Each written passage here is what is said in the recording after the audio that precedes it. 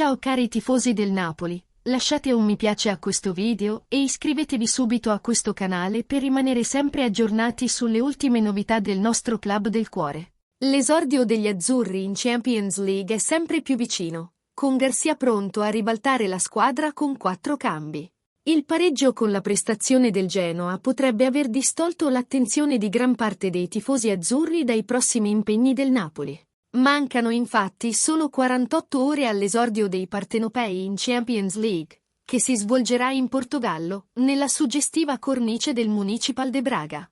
Saranno infatti i biancorossi i primi a provare a prendere lo scalpo di una delle 8 migliori squadre dell'ultima competizione, con il Napoli che dovrà intervenire contro i portoghesi in attesa del big match contro il Real Madrid, misure prese soprattutto da Rudi Garcia, che ha già in mente 4 possibili cambi, vista la formazione vista contro il Genoa, da attuare a Braga. Non sarà facile trionfare in Portogallo contro una squadra tosta e compatta per il Napoli, a maggior ragione se il morale degli azzurri sarà in pericolo. Per rimediare a questa situazione, dunque, Garcia è pronto a contare sui titolari in vista della sfida contro il Braga, con una sorpresa che farà piacere ai tifosi napoletani.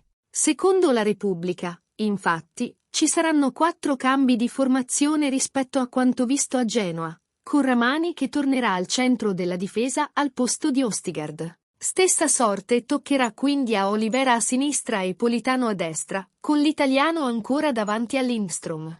Il quarto cambiamento, tuttavia, è il più importante e atteso. Secondo il citato quotidiano, infatti, è arrivata l'ora di Nathan, il brasiliano che debutta sul palco più importante d'Europa, sostituendo il connazionale Juan Jesus. Di seguito la probabile formazione italiana.